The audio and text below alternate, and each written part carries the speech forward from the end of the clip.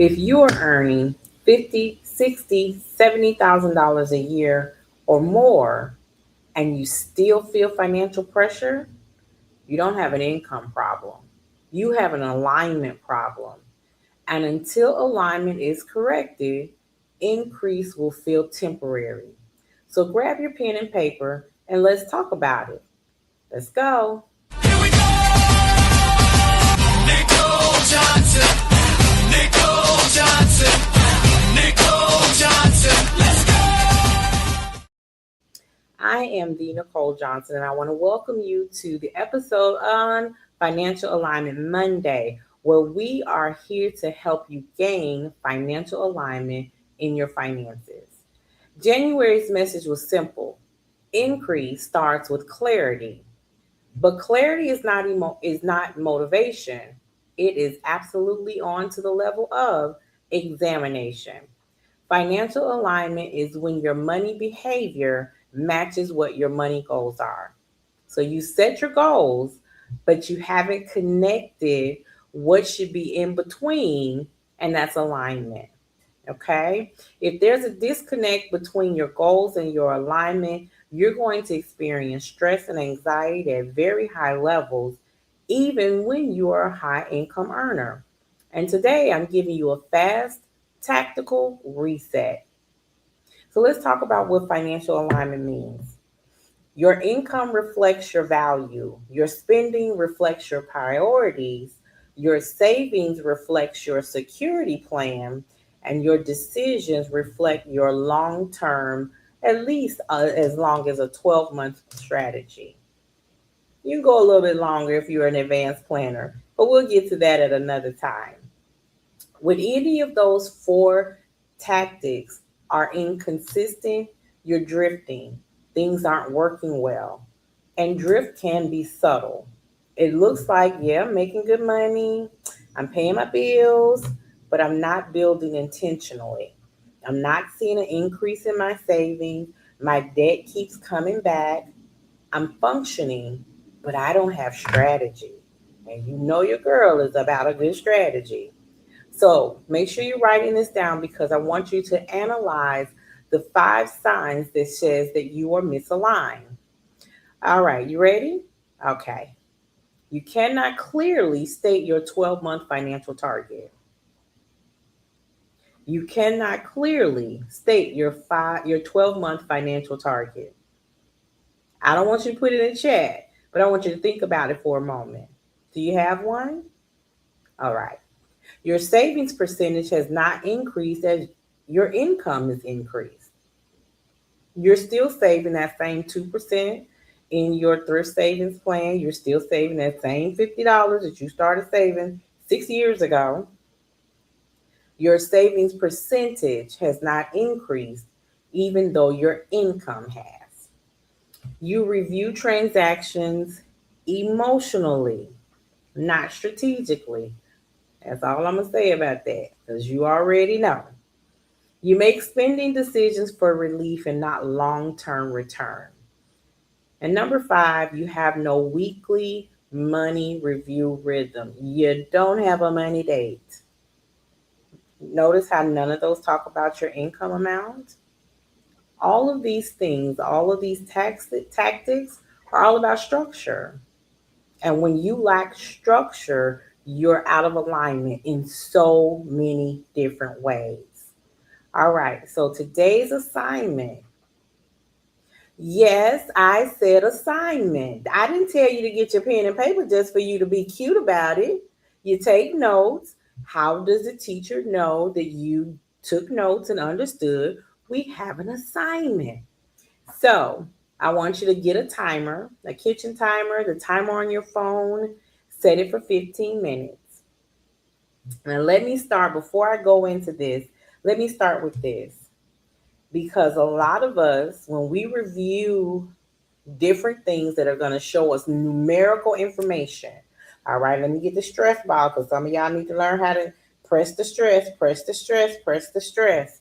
All right. When you review numerical black and white information, you tend to get frustrated because it's showing where you're mucking things up.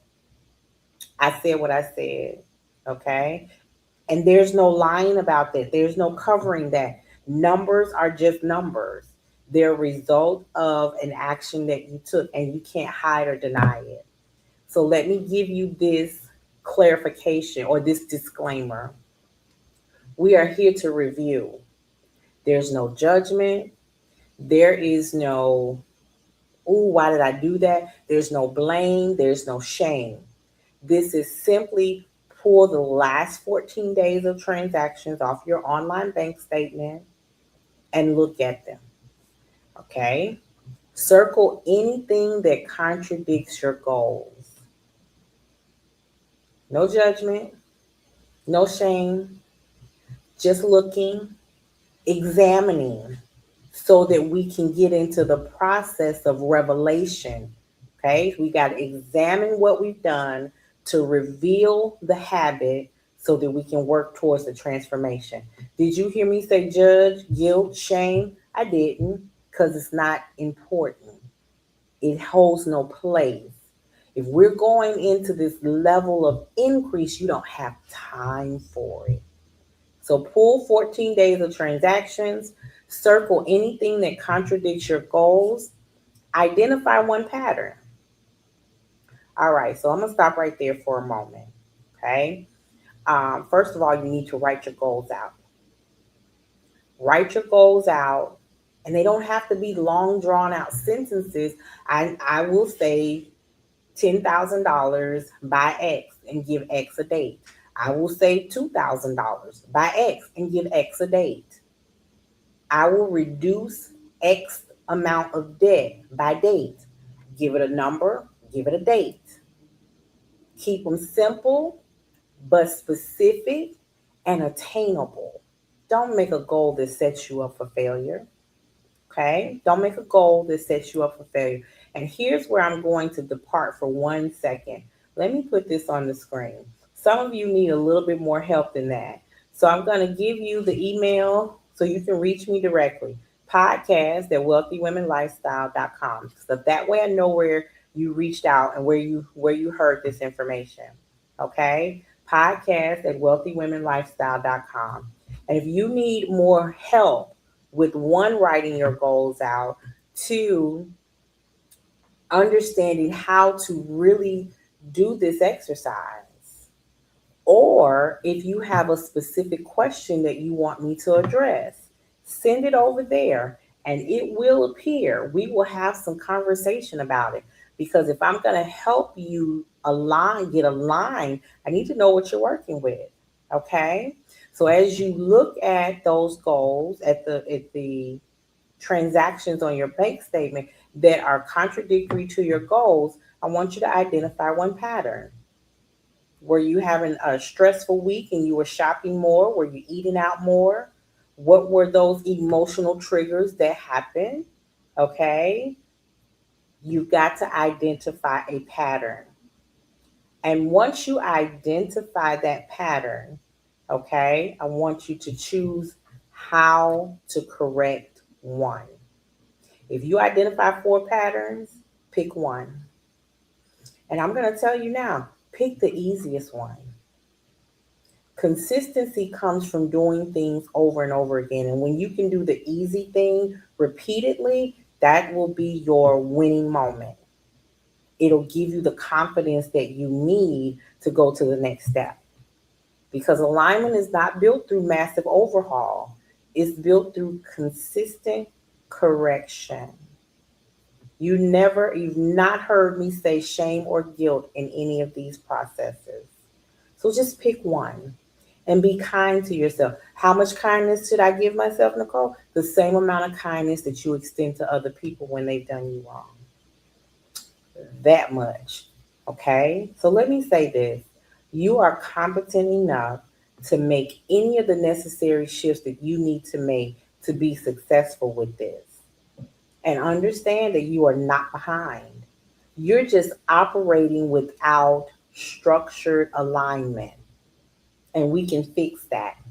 Competence without alignment creates that drift. It creates that drift. And that drift takes you further away from the goal you're trying to accomplish. Every Monday, we will examine and correct. You hear me? Every Monday, we will examine and correct.